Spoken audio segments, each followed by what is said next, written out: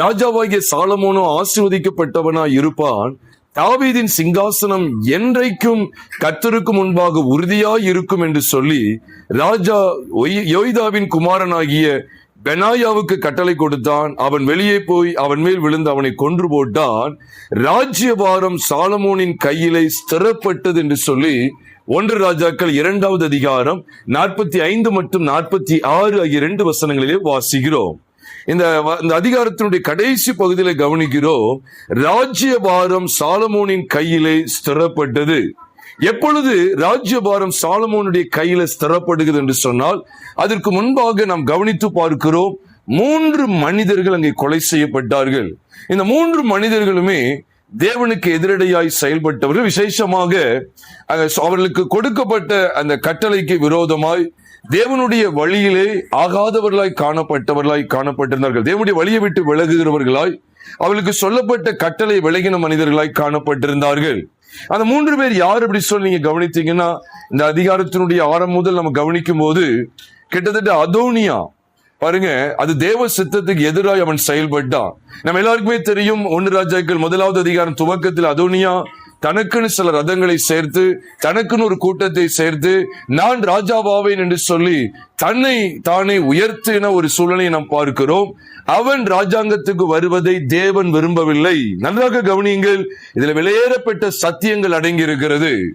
அதோனியாவும் சாலமோனும் என்கிற தலைப்பிலையும் நாம் கர்த்தருடைய வார்த்தைகளை அப்லோட் செய்திருக்கிறோம். அதையும் கூட நம்முடைய யூடியூப் சேனல்ல தி பாடி ஆஃப் கிரைஸ்ட் 2T என்கிற யூடியூப் சேனல்ல கேட்க உங்களை அன்பாய் நான் ஞாபகப்படுத்துகிறேன். அதோனியாவும் சாலமோனும் என்கிற அந்த தலைப்பிலே பிரியமானவர்களே, இந்த 1 ராஜாக்கள் 1வது அதிகாரம் துவக்கத்திலே தன்னைத்தானே உயர்த்தின அதோனியாவை குறித்து நீங்கள் நானும் பார்க்க முடியும். ஆனா அதோனியா நான் தான் ராஜாவின்னு சொல்லி அவனும் தனக்குன்னு ஒரு கூட்டத்தை சேர்த்து ராஜாவாகிறதுக்கான காரியங்களை எத்தனிக்கிறான். ஆனாலும் கர்த்தர் கீகோன் பள்ளத்தாக்கிலே சாலமோனை கொண்டு போய் அங்கே அவனை ராஜாவாக ஏற்படுத்துகிறார். அவன்தான் தாவீதின் சிங்காசனத்திலே நிலைநிற்கக்கூடிய ராஜாவாக ஏற்படுத்தப்பட்ட மனுஷன், தேவனால் தெரிந்து கொள்ளப்பட்ட மனுஷன் என்பதை நீங்களும் நானும் நன்கு அறிவோம். அப்போ சாலமோனுடைய ராஜ்யபாரத்திற்கு எதிராக இங்கே அதோனியா செயல்பட்டான். அதோனியா மரித்து போகிறத 1 ராஜாக்கள் 2வது அதிகாரத்துல பார்க்கிறோம். பெனாயா அவன் மேல் விழுந்து அவனை கொன்று போடுகிறான். அது மாத்திரமல்ல, தாவீதின் சிங்காசனத்திலே வீட்டிருக்கக்கூடிய ராஜாவாய் சாலமோனை தேவன் தெரிந்தெடுத்திருக்க. ஆனால் யோவாப் என்ன செய்தான் தெரியுமா? அவன் அதோனியாவின் பட்சத்திலே காணப்பட்டிருந்தான். 1 ராஜாக்களின் புஸ்தகம் 2வது அதிகாரம் 28வது வசனத்தினுடைய பின்பகுதியை நாம் வாசிக்கிறோம். யோவாப் அப்சலோமின் பட்சம் சாயாதவனாய் இருந்தும் யார் பட்சம் சாய்ந்திருந்தானா? அதோனியாவின் பட்சம் சாய்ந்திருந்தான் என்று 28ஆம் வசனத்தின் பின்பகுதியில வாசிக்கிறோம். ஆக இவன் இதையும் கவனித்து பாருங்க, இவனும் தேவனுக்கு எதிரடை செய்யக்கூடிய மனுஷனாய் இருந்தான். தேவனுடைய சித்தத்துக்கு எதிராய் செயல்படக்கூடிய மனுஷனாய் இருந்தான். நல்லா கவனிங்க, தாவீதின் சிங்காசனத்துக்கு யார் தான் வரணும்? சாலமோனா அதோனியாவா? சாலமோன் ஏற்படுத்தப்பட வேண்டும் என்பதுதான் தேவனுடைய திட்டம். ஆனால் இதற்கு எதிரடையாய் செயல்பட்ட அதோனியாவாக இருக்கட்டும், அதோனியாவின் பட்சம் சாய்ந்திருந்த யோவாவாக இருக்கட்டும், தேவன் அவர்களை கொலைக்கு நியமித்தார், மரணத்துக்கு ஒப்பு கொடுத்தார். அதே பெனாயா தான் இந்த யோவாப் மேலையும் விழுந்து அவனை கொன்று போடுகிறான். அதைத் தொடர்ந்து கவனியுங்கள், சீமே என்கிற மனிதனை குறித்து பார்க்கிறோம். அதுதான் இந்த 1 ராஜாக்கள் 2வது அதிகாரம் கடைசி பகுதியிலே அவன் எருசலேமை விட்டு வெளியே போனான். இதுவும் தேவனுக்கு பிரியமில்லாத காரியம்.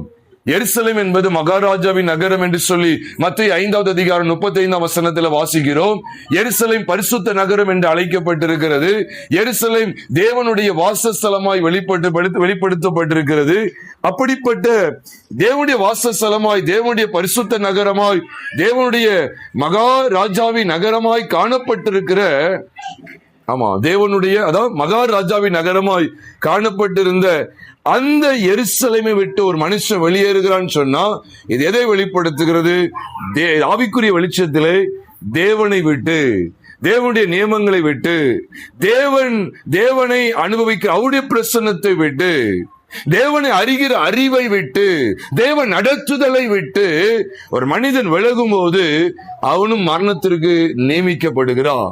பிரியமானவர்களே, ஆக இந்த 3 பேரையும் குறித்து இங்க கவனிக்கிறோம். அதோனியா, யோவாப், சீமேயு. இந்த 3 பேரையும், இந்த 3 பேர் மேலையும் யார் விழுகிறா? அதாவது பெனாயா விழுந்து, அவன் பராக்கிரமசாலி. பெனாயா சாலமோனுடைய கட்டளையின்படி அவர்கள் மேல விழுந்து அவர்கள் 3 பேரையும் கொன்று போடுகிறத பார்க்கிறோம். அதை தொடர்ந்துதான் வேதம் சொல்லுகிறது, சாலமோனுடைய ராஜ்யபாரம் ஸ்திரப்பட்டது. அதான் சொல்லப்பட்டிருக்கு, ராஜ்யபாரம் சாலமோனின் கையிலே ஸ்திரப்பட்டது. இந்த 3 பேரையும் கவனிச்சு பாருங்க.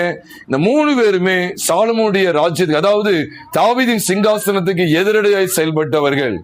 முன்பு பார்க்கிற அதோனியா மற்றும் யோவாப், அங்கே 2 பேருமே சாலமோனுடைய சிங்காசனம், அதாவது தாவீதின் சிங்காசனத்துக்கு எதிரடையாய் செயல்பட்டவர்கள், தேவ சித்தத்துக்கு எதிரடையாய் செயல்பட்டவர்கள். இங்க சீமையும் எதுக்கு எதிரடையாக செயல்பட்டான் தெரியுமா? சாலமோன் அவன் மதிக்கவில்லை. சாலமோன் ஆரம்பத்திலே சொல்லியிருந்தான், என்ன செய்யணும்? எருசலேமிலே குடியிருந்து, அழகா சொல்லப்பட்டிருக்கு 1 ராஜாக்களின் புஸ்தகம் 2வது அதிகாரம் 36ஆம் வசனத்திலிருந்து நாம் பார்க்கும்போது, நீ எருசலேமிலே உனக்கு ஒரு வீட்டை கட்டி அங்கே இருந்து எங்கேயாவது வெளியே போகாமல் அங்கேதானே என்ன செய்? குடியிரு. இதை தாண்டி நீ வெளியே போனா, ஆமா நீ சாகவே சாவா என்று சொல்லி அங்கே அவனுக்கு சொல்லப்பட்டதை நீங்களும் நானும் திட்டவட்டமாய் அறிந்து கொள்ளலாம். 37ஆம் வசனத்துல, நீ வெளியே கடந்து போனீன்னா நீ சாகவே என்ன செய்வ? சாவா என்று அங்க சொல்லப்படுகிறது. அப்ப இதுவும் யாருன்னா சாலமோன் கொடுத்த கட்டளை. அப்ப நல்லா ஞாபகம் வச்சுக்கங்க, சாலமோனுடைய சிங்காசனத்திற்கு எதிராக, சாலமோனுடைய கட்டளைக்கு எதிராக செயல்படுகிற அந்த 3 பேருமே அங்கே மரணத்தை சந்தித்தார்கள் என்று வேதம் சொல்லுகிறது. பிரியமானவர்களே, எதுக்காக உங்களோடு இதை பகிர்ந்து கொள்றேன்னு சொன்னா, ராஜ்யபாரம் சாலமோனின் கையிலே ஸ்திரப்பட்டது. எப்படி ஸ்திரப்பட்டது? அதற்கு எதிரடையா இருக்கக்கூடிய, அதாவது சாலமோனுக்கும் அவனுடைய சிங்காசனத்திற்கும் எதிரடையாய் செயல்பட்ட இந்த 3 பேரும் அழிக்கப்பட்டார்கள். இங்கே நாம் கவனிக்க வேண்டிய ஒரு வெளியேறப்பட்ட சத்தியம் என்ன தெரியுமா? இங்க சாலமோனை கர்த்தர் தாவீதின் சிங்காசனத்திற்கு கொண்டு வருகிறாரு. இது எதற்காக பேசப்பட்டது தெரியுமா?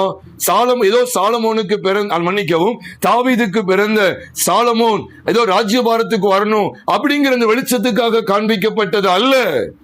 இதனுடைய மேன்மையான சத்தியம் எதை பற்றியதா? வேதம் சொல்லுகிறது. வேதத்துக்கு நாம் செவிசாய்ப்போம், வேதத்துக்கு நாம் செவிசாய்ப்போம். பிரியமானவர்களே, 2 சாமுவேலின் புஸ்தகம் 7வது அதிகாரம் 12வது வசனத்தை நாம் உற்று கவனிக்கும் போது, 2 சாமுவேல் 7வது அதிகாரம் 12ஆம் வசனத்தை நான் உங்களுக்காக 12 மற்றும் 13 ஆகிய 2 வசனங்களை உங்களுக்காக நான் வாசிக்கிறேன். 2 சாமுவேல் 7வது அதிகாரம் 12 மற்றும் 13. உன் நாட்கள் நிறைவேறி நீ உன் பிதாக்களோடு நித்திரை பண்ணும்போது நான் உனக்கு பின்பு, நல்ல வார்த்தை கவனிங்க, உன் கற்ப பிறப்பாகிய உன் சந்ததியை எழும்ப பண்ணி அவன் ராஜ்யத்தை என்ன செய்வேன்? நிலைப்படுத்துவேன். இதுதான் கவனிக்க நம்ம அநேகவல்ல தவறியிருந்தோம். சாலமோன், அதாவது தாவீதினுடைய கற்ப பிறப்பு யாரு?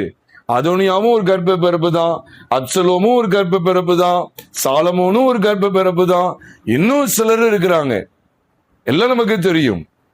அப்ப பாருங்க, ஆனா ஆண்டவர் இங்கே சொல்லுகிற கர்ப்ப பிறப்பு என்பது சாலமோனை குறித்தது. உண்மையா இல்லையா? சாலமோனை குறித்தது, அதோனியாவை குறித்ததா? சாலமோனை குறித்தது அங்கே. ஆனா சாலமோனை குறித்தது. ஆனா அவங்க என்ன செய்யறாங்க? அதோனியாவை கொண்டு வந்துடலாமா? அப்சலோமும் அதுக்கு எதிரடையா செயல்பட்டு பாக்குறான். அப்ப இதுக்கு எதிரடையா இருக்கிறது அத்தனையும் கர்த்தர் க்ளோஸ் பண்றார். நல்ல கவனிங்க, எழுத்தின்படி பார்க்கும்போது இது சாலமோனை குறித்தது. ஆனால் ஆவிக்குரிய அர்த்தத்துல, புதிய ஏற்பாட்டு சத்தியத்தின் வெளிச்சத்துல, தேவனுடைய சிந்தையில இருந்த அந்த உண்மையான நோக்கம் என்ன? கிறிஸ்துவை பற்றியது. நான் புதுசா விளக்கம் கொடுக்கல. ஆண்டவர் சொல்றாரு, நீ நித்திரை அடைஞ்சிருவ, உனக்கு பின்பு உன் கர்ப்ப பிறப்பாகிய உன் சந்ததியை எழும்ப பண்ணி அவன் ராஜ்யத்தை நிலைப்படுத்துவேன். அவன் என் நாமத்திற்கென்று ஒரு ஆலயத்தை கட்டுவான். அவன் ராஜ்யபாரத்தின் சிங்காசனத்தை என்றைக்கும் நிலைக்க பண்ணுவேன். அதுதான் அங்க கவனிச்சோம். ராஜ்யபாரம் எப்போ ஸ்திரப்படுகிறது? ராஜ்யபாரம் சாலமோனின் கையிலே என்ன செய்யப்பட்டது? ஸ்திரப்பட்டது என்று வாசிக்கிறோமே. அப்படினுடைய அர்த்தம் என்ன? சாலமோனுக்கும் அவனுடைய ராஜ்யபாரத்திற்கும் எதிரடையாய் செயல்பட்ட அந்த 3 பேரையும், அதோனியா, யோவாப் மற்றும் சீமேயு, இந்த 3 பேரையும் கர்த்தர் அதம் பண்ண ஒப்பு கொடுத்தா. இந்த 3 பேரையும் கொலைக்கு நியமித்தார். அதற்கு பிற்பாடுதான் வேதம் சொல்லுகிறது ராஜ்யபாரம் சாலமோனின் கையிலே ஸ்திரப்பட்டது. அது யார் இந்த சாலமோன்? இந்த சாலமோன் எதற்கு, யாருக்கு முன் நிழலாய், யாருக்கு முன் அடையாளமாய் காண்பிக்கப்பட்டவன் என்று வேதத்திலே நீங்களும் நானும் வாசிப்போமேயானால் அப்போஸ்தலர் நடபடிகள் ஒரு கையில இதை வச்சுக்கங்க. 2 சாமுவேல் 7வது அதிகாரம் 12ஆம் வசனத்தை ஒரு கையில வைத்துக் கொண்டு அப்போஸ்தலர் 2வது அதிகாரம் 30வது வசனத்துக்கு நம்முடைய வேதத்தை நாம் திருப்பலாம். அப்போஸ்தலர் 2வது அதிகாரம் 30வது வசனத்தை நான் உங்களுக்காக வாசிக்கிறேன். 29ஆம் வசனத்துல தாவீது மரணம் அடைந்து அவன் அடக்கம் பண்ணப்பட்டான், அவனுடைய கல்லறை இந்நாள் வரைக்கும் நம்மிடத்தில் இருக்கிறதுங்கிற சத்தியத்தை சொல்லி அங்கேதான் சொல்லப்பட்டிருக்கு. உனக்கு பின்பு, நீ நித்திரை அடைந்த பின்பு உனக்கு பின்பு அப்படின்னு சொன்னார். 30ஆம் வசனத்தை கவனிங்க. அவன் தீர்க்கதரிசியா இருந்து, யார் இருந்த அவன்? தாவீது. தாவீது தீர்க்கதரிசியா இருந்து என்ன சொன்னாராம் பாருங்க. 2 புள்ளி வச்சிருக்கு. உன் சிங்காசனத்தில் வீற்றிருக்க மாம்சத்தின்படி உன் சந்ததியிலே கிறிஸ்துவை எழும்ப பண்ணுவேன் என்று தேவன் தனக்கு சத்தியம் பண்ணினதை அறிந்தபடியால் அவன் கிறிஸ்துவினுடைய ஆத்துமா பாதாளத்தில் விடப்படுவதில்லை என்றும் அவருடைய மாம்சம் அழிவை காண்பதில்லை என்றும் முன்னறிந்து அவர் உயிர்த்தெழுதலை குறித்து இப்படி சொன்னான். அப்ப உங்களுக்கு புரியுதா? உன் சிங்காசனத்தில் வீற்றிருக்க மாம்சத்தின்படி உன் சந்ததியிலே உன் கர்ப்ப பிறப்பை கொண்டு போட்டிருக்கு. ஆனா இங்க என்ன போட்டிருக்கு? கிறிஸ்துவை எழும்ப பண்ணுவேன் என்று தேவன் சொல்லியிருக்கிறார். அப்ப சிங்காசனத்துல வீற்றிருக்கும்படிக்கு சாலமோன் கடந்து வந்த அந்த காட்சியானது எதற்கு முன்னிழலாய் வெளிப்படுத்தப்பட்டிருக்கிறது என்று சொன்னால், கிறிஸ்துவானவர் உங்களுடைய என்னுடைய ஒட்டுமொத்த பாவங்களையும் அக்கிரமங்களையும் நிவர்த்தி செய்கிற கிருபாதார பலியாய் வெளிப்பட்டு உங்களுக்காக எனக்காக மரணம் அடைந்து அவர் அடக்கம் பண்ணப்பட்டு 3ஆம் நாள் உயிர் தெழுந்தார். பார்த்தீங்களா? அந்த உயிர் தெழுந்து பிதாவினால் உயர்த்தப்பட்டாரு, பிதாவின் சிங்காசனத்திலே வீற்றிருக்கிறாரு. அதை குறித்த தீர்க்க தரிசன வெளிப்பாடு. நானா என் இஷ்டத்துக்கு ஜோடிக்கல, பைபிள் அப்படிதான் சொல்லியிருக்கு. அப்ப தாவீது சொன்னது எழுத்தின்படி சாலமோனை குறித்ததா இருந்தாலும் உள்ளான அர்த்தத்தின்படி பார்த்தா அது சாலமோனை குறித்ததல்ல. யாரை குறித்தது? கிறிஸ்துவை குறித்தது. எவ்வளவு மகா மேன்மையான சத்தியம் வெளிப்படுத்தப்பட்டிருக்கு. எதற்கையா இன்றைக்கு காலை வேளையில இந்த சத்தியத்தை குறித்து எங்களோடு பேசுகிறேன் என்று சொல்லி இங்க கேட்கலாம்.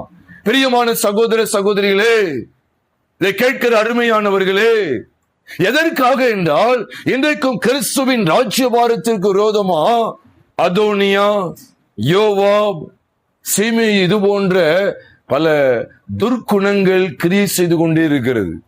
கிறிஸ்துவை அந்த அரியணையிலே அமர விடாதபடிக்கு போராடி கொண்டிருக்கிறது.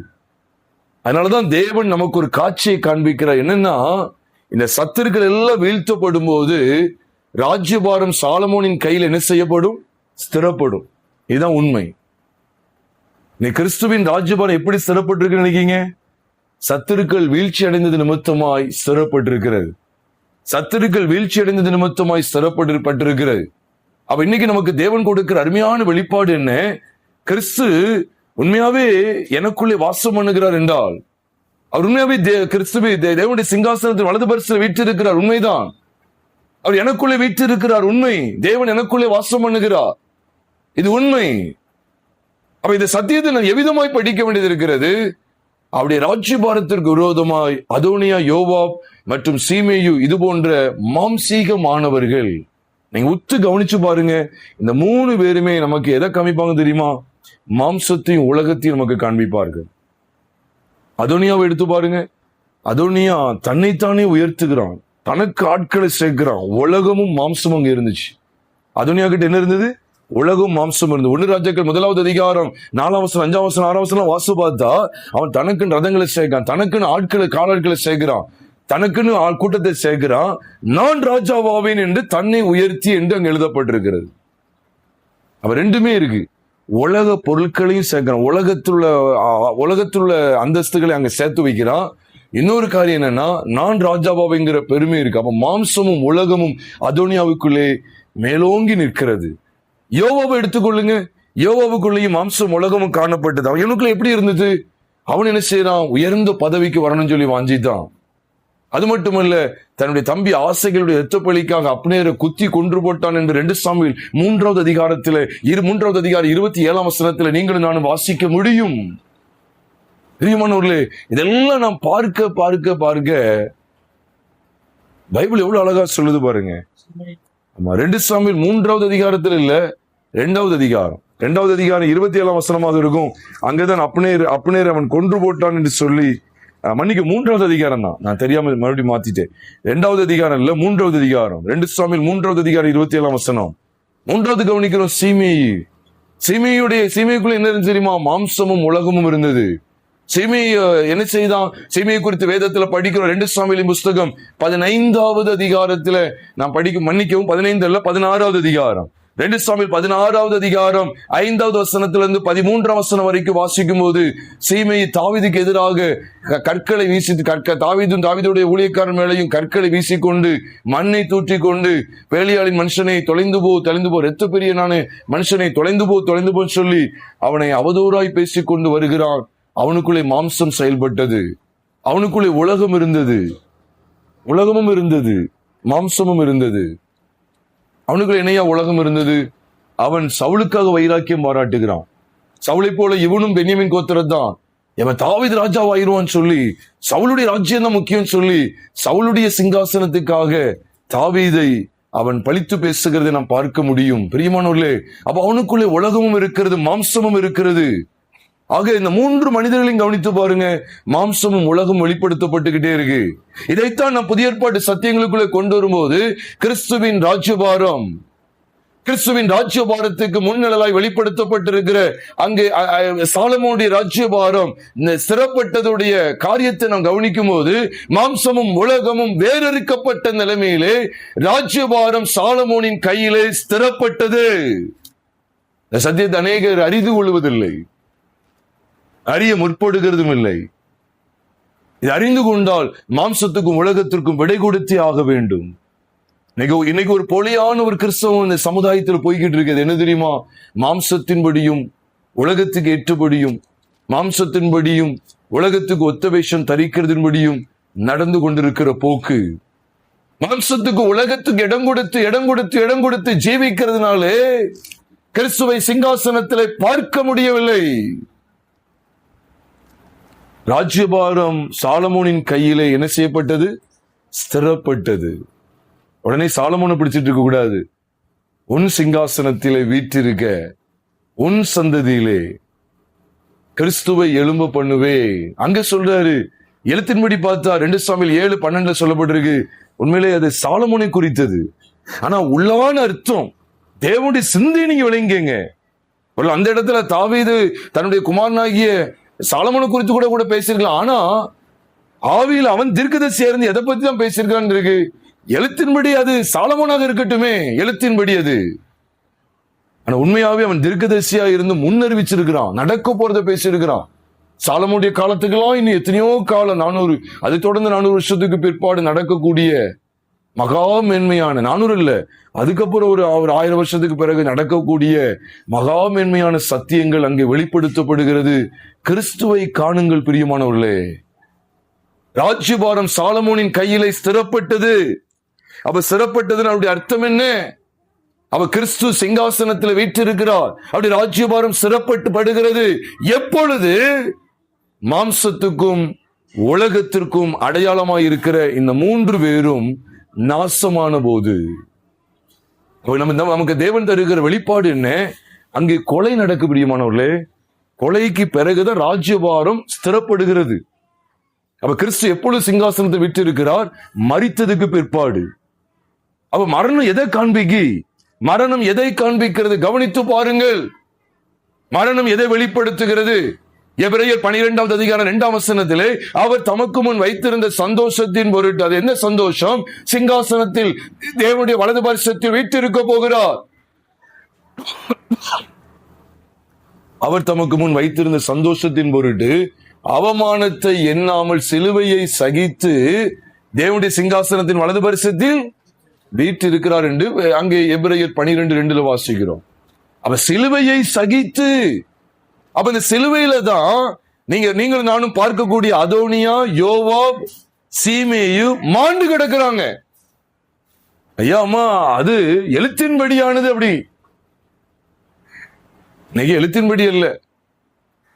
இன்னைக்கு ஆவிக்குரிய ரீதியில பார்த்தா அந்த 3 பேருக்குள்ளேயும் மாம்சமும் உலகமும் காணப்பட்டது. கிறிஸ்துவோடு கூட நம்முடைய பழைய மனுஷன் அந்த ஆதாம் இருக்கிறான் பாத்தீங்களா, அவன் சிலுவையில் அறையப்பட்டு விட்டான். இதை தொடர்ந்துதான் அவருக்கு நிலையான சிங்காசனம் கொடுக்கப்படுகிறது. என்றென்றைக்கும் சிங்காசனத்தில் நிலைக்க பண்ணுவேன். இப்ப சொல்லுங்க, அது யாரை குறித்தது? சாலமோனை குறித்ததா அல்லது கிறிஸ்துவை குறித்ததா? கிறிஸ்துவை குறித்தது. எழுத்தின்படி எடுத்தா ஒரு அரசியல்வாதி கூட அந்த 2 சாமுவேல் 7:12 பார்த்தா, ஆகா, தாவீதுக்கு பிறகு சாலமோன் ஆண்டவர் கொண்டு வருவதற்கு எவ்வளவு வாஞ்சியா இருக்கிறார், அப்படிதான் படிப்பாங்க. ஆனால் பிரியமானவர்களே, உண்மையான ஆவிக்குரிய அர்த்தம் இதுல சொல்லப்பட்டிருக்கிற அருமையான வெளிப்பாடு யாரை பற்றியது என்று சொன்னால் கிறிஸ்துவை பற்றியது. இதுல நான் கவனிக்க வேண்டிய சத்தியத்தை பாருங்க. ரோமர் 6:6 சொல்லுது. எல்லா கூடுமான வரைக்கும் எல்லா பிரசங்க வசனத்தை சொல்லுவோம் போல. ரோமர் 6:6 என்ன சொல்லுகிறது? நாம் இனி பாவத்துக்கு ஊழியம் செய்யாதபடிக்கு பாவ சரீரம் ஒளிந்து போகும் பொருட்டாக நம்முடைய பழைய மனுஷன் அவரோட கூட சிலுவையில் அறையப்பட்டது என்று அறிந்திருக்கிறோம். அந்த பழைய மனுஷன் ஜென்ம சுபாவத்துக்குரியவன், துர்க்குணங்களால் நிறைந்தவன், எல்லாவித பாவ சந்தோஷங்களையும் அனுபவிக்கிறவன், எல்லாவிதமான பாவ தன்மையும் கொண்டவன். அந்த மாம்சத்துக்குரிய பழைய மனுஷன் அவரோட கூட சிலுவையில் அறையப்பட்டது என்று அறிந்திருக்கிறோம். சரி, அவரோடு கூட அந்த மாம்சீக மனுஷன் அறையப்பட்டு விட்டான். மாம்சத்துக்கு, ஒட்டுமொத்த மாம்சத்துக்கு தீர்வு உண்டாகிறது. Very good. இன்னொரு சத்தியத்தை பாருங்க. கலாத்தியர் 6க்கு வரணும். நீங்க ரோமர் 6ல நிக்க கூட. ரோமர் 6:6 மாம்சீக மனுஷன் முடிந்து போகிறான், மாம்சீக மனுஷன் நாசமாகிறான், ஒட்டுமொத்த மாம்சீக மனுஷனும் மடிந்து போகிறான். கலாத்தியர் 6:14 வரும்போது, நானும் நம்முடைய கர்த்தராகிய இயேசு கிறிஸ்துவின் சிலுவையை குறித்து அல்லாமல் வேறு ஒன்றையும் குறித்து மேன்மை பாராட்டாது இருப்பேனாக. அவராலே உலகம் எனக்கு சிலுவையில் அறையுண்டிருக்கிறது, நானும் உலகத்துக்கு சிலுவையில் அறையுண்டிருக்கிறேன். அப்ப அவராலே உலகம் எனக்கு என்ன செய்யப்பட்டிருக்கு? சிலுவையில் அறையுண்டிருக்கு. இப்ப எந்த சிலுவையை பத்தி பேசுறாருன்னா, நானும் நம்முடைய கர்த்தராகிய இயேசு கிறிஸ்துவின் சிலுவையை குறித்து அல்லாமல் வேறொன்றையும் குறித்து மேன்மை பாராட்டாது இருப்பினார். அவர் என்ன வாஞ்சித்தார் சொன்னா, அப்ப தேவன் பாருங்க, கிறிஸ்துவை சிலுவைக்கு ஒப்பு கொடுத்ததனுடைய ஒரே நோக்கம் என்ன? உலகத்தை நாசமாக்க வேண்டும். நீங்க அநேகர் பாருங்க, சபைக்கு போறேன்னு சொல்றாங்க, ஆராதனைக்கு போயிட்டு வந்துட்டேன்னு சொல்லி மேன்மை பாராட்டுறாங்க. ஆனா இன்னும் உலகத்துக்குள்ளதான் இருக்காங்க. உன்னால நாடகம் பார்க்காம இருக்க முடிகிறதா? உன்னால சினிமா பார்க்காம இருக்க முடிகிறதா? உன்னால ஜாதி பார்க்காம இருக்க முடிகிறதா? இந்த உலகத்தின் ஆடம்பரங்களை எல்லாம் அனுபவிக்கணும். காலையில ஆராதனை போயிட்டு வந்துட்டா போதும். மற்றபடி இஷ்டத்துக்கு பேசலாம், மாம்சத்தின்படி நடக்கலாம், உலக பிரகாரமா ஜீவிக்கலாம். இன்னைக்கு எப்படி ஆயிடுச்சு? இதுதான் தண்டனைக்கு உரியது. இதெல்லாம் மாண்டு போகும்போதுதான் ராஜ்யபாரம் சாலமோனின் கையில என்ன செய்யப்பட்டதா? ஸ்திரப்பட்டது. பிரியமானவர்களே, இந்த சத்தியத்தை அறியாமல் இருக்கக்கூடாது. இது மகா மென்மையான சத்தியம். ஏனென்றால் இங்கே கிறிஸ்துவின் ராஜ்யபாரத்தை தேவன் நிலைநிறுத்த, கிறிஸ்துவின் சிங்காசனத்தை என்றென்றைக்கு நிலைப்படுத்த தேவன் செய்கிற மகத்துவமான கிரியைகள் என்னென்ன? அதோனியாவை அதம் பண்ண வேண்டும், யோவாபை ஒன்றுமில்லாமல் செய்ய வேண்டும், சீமையை சீரழிக்க வேண்டும். நீ நமக்குள்ள இன்னும் சீமையை கிரியை செய்யறானா? இன்னும் நமக்குள்ள யோவாப் கிரியை செய்து கொண்டிருக்கிறானா? பதவி ஆசை, யோவாவுக்குள்ள பெரிய பதவி ஆசை. தாவீதுக்கு தெரியாம ரகசியமா சில 1-2 பேரை கொன்று ஓடுகிறான். யோசிச்சு பாருங்க. அது மாத்திரமல்ல, இந்த மனிதன் சீமைக்குள்ள உலக ஆசை இருக்கு. கழுதைகளை தேடிட்டு, வேலைக்காரர்களை தேடிட்டு ஓடுறான். எருசலேம் அசட்டை பண்றான். வேலைக்காரங்களை தேடிட்டு போறான். அவனுக்கு பிசினஸ் ரொம்ப முக்கியம். வேலைக்காரங்களை தேடணும். அவங்க எல்லாம் அங்க போயிட்டாங்க, இங்க போயிட்டாங்க. அவன் வேலைக்காரங்களை தேடிட்டு போறான். பிசினஸ். அவனுக்கு உலகம் உள்ள இருக்கு. எருசலேமை விட அவனுக்கு பிசினஸ் தான் முக்கியம். எருசலேமில் இருந்து வெளியே போக கூடாது இல்ல, இது எனக்கு பரவாயில்ல, எருசலேமை விட எனக்கு அதான் முக்கியம், வேலைக்காரன் தான் முக்கியம் சொல்லி, வேலைதான் முக்கியம் சொல்லி ஓடுகிற அந்த சீமையும் மாண்டு போக வேண்டுமே. எங்க? அவராலே உலகம் எனக்கு சிலுவையில் அறையுண்டு இருக்கிறது. இந்த வார்த்தைகளை கேட்கிற அருமையான சகோதரனே, சகோதரியே, இந்த ஐக்கியத்தை விட்டு பின்வாங்கி போன சகோதரனே, சகோதரியே, இந்த சத்தத்தை கேட்டா கூட நீ இன்னைக்கு உணர்வடைந்து விடு. உனக்கு தொழில் தான் முக்கியம் சொல்லி நீ போனாயா? நீ மனம் திரும்ப முதலாவது. உனக்குள்ளே கிறிஸ்துவின் ராஜ்யபாரம் நிலைத்திருக்கிறதா? கிறிஸ்து சிங்காசனத்தில், உனக்குள்ளே சிங்காசனத்தில் வீற்றிருக்கிற அந்த காட்சியை நீ பார்க்கிறாயா? இல்லாவிட்டால் மனம் திரும்பு. அவராலே உலகம் எனக்கு சிலுவையில் இருக்கிறது என்று இருக்கிறது. இன்னும் உனக்குள்ளே உலகம் தான் இருக்கிறது என்றால் கிறிஸ்து சிலுவையில் அறையப்பட்டதை இன்னும் நீ விசுவாசிக்கவில்லை. இன்னும் நீ மாம்சத்தின் முடிதான் பிழைத்துக் கொண்டிருப்பாய் என்றால் கிறிஸ்து நீ உனக்காக சிலுவையில் அறையப்பட்டதை இன்னும் நீ நம்பவில்லை என்று அர்த்தம். நீங்க ஒரு போலி மார்க்கத்தை பாருங்க. போலி மார்க்கம். ராஜ்யபாரம் சாலமோனின் கையிலே சிறப்பட்டது என்று நாம் பார்க்கிறோம். சிறப்பட்டது. எப்பொழுது சிறப்படுகிறது என்பதை நீங்க கவனிக்கிறீங்களா? மாம்சத்தையும் உலகத்தையும் அவர் கல்வாரி சிலுவையிலே வேறறுத்தா. அதோனியாவுடைய மரணம், யோவாவுடைய மரணம், சீமையுடைய மரணம் நமக்கு எதை காண்பிக்கிறது? ஒட்டுமொத்த மாம்சத்தையும் ஒட்டுமொத்த உலகத்தையும் கிறிஸ்து கல்வாரி சிலுவையிலே தம்முடைய மரணத்திலே நாசமாக்கினார். இந்த சத்தியத்தை கவனிங்கள் பிரியமானவர்களே. ரொம்ப ஆதங்கமா இருக்கு. நீங்க போலி மார்க்கம். இந்த சத்தியங்கள் ஒண்ணும் தெரியாது. கடமைக்கு சர்ச்சுக்கு போறது, கடமைக்கு துர்க்குணம் இருக்கு, லட்சிப்பு இல்லை. அதான் எனக்கு உண்மையில சொல்ல வரும்போது இதெல்லாம் பேசிட்டு வர்றேன். நரகம் எவ்வளவு பயங்கரமானது, எவ்வளவு பெரிய கொடிய தண்டனை இருக்கு. அந்த தண்டனைக்கு தப்ப முடியாது. எந்த பாஸ்டமாரும் காப்பாற்ற முடியாது, எந்த குருவானவரும் காப்பாற்ற முடியாது, எந்த உபதேசியாரும் காப்பாற்ற முடியாது. நீ வாழ்கிற வாழ்க்கை அர்த்தமுள்ளதாய் வாழ்வோம் பிரியமானவர்களே. நீ ஒருத்த அடிச்சா கூட திருப்பி அடிக்கிறது தான் தோணுது. இதா கிறிஸ்தவ வாழ்க்கை? அப்ப மாம்சம் அங்க பூஜ்யம் ஆகலையே, அங்க அதோனியா இன்னும் சாகலையே. அதோனியா சாகலைன்னா எப்படி ராஜ்யபாரம் சாலமோனுடைய கையில ஸ்திரப்படும்? அவனுடைய சிங்காசனம் எப்படி அங்க நிலை நிற்கும்? தேவன் எதுக்காக காண்பித்துக் கொடுக்கிறார்? இதே காட்சி தான் புதிய ஏற்பாடு சத்தியத்தில் பார்க்கிறோம். கிறிஸ்துவும் நமக்கு எதிரடையாக இருக்கக்கூடிய ஒட்டுமொத்த மாம்சத்தையும் ஒட்டுமொத்த உலகத்தையும் கல்வாரி சிலுவையில வேறறுக்க செய்தா. அதை தொடர்ந்துதான் அவருடைய சிங்காசனம் அங்கே வெளிப்படுத்தப்பட்டிருக்கு. அவர் சிங்காசனத்தில் வீற்றிருக்கிறார். உன் சந்ததியிலே உன் கற்ப பிறப்பாகிய ஒருவன்.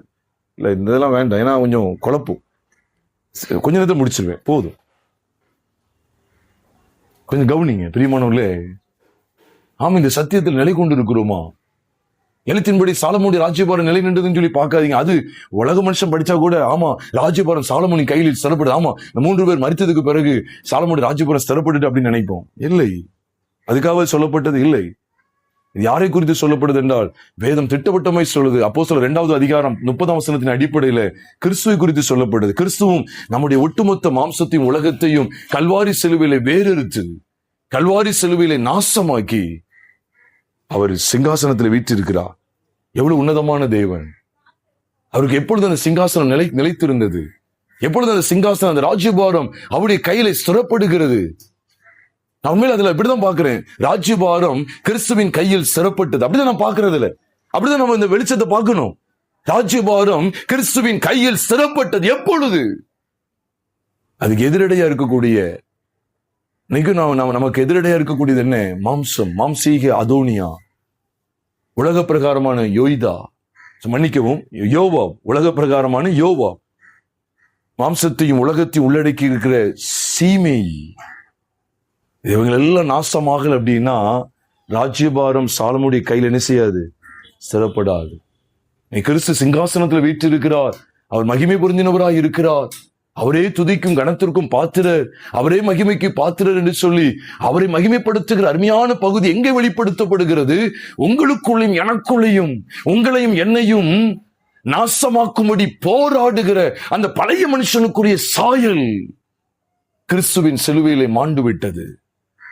பழைய மனுஷன், நம்முடைய பழைய மனுஷன் அவரோட கூட சிலுவையில் அறையப்பட்டது என்று அறிந்திருக்கிறோம் என்று ரோமர் 6வது அதிகாரம் 6ஆம் வசனத்தில் வாசிக்கிறோம். ஒட்டுமொத்த மாம்சமும் அங்கே நாசமாகிறது கிறிஸ்துவின் சிலுவையிலே.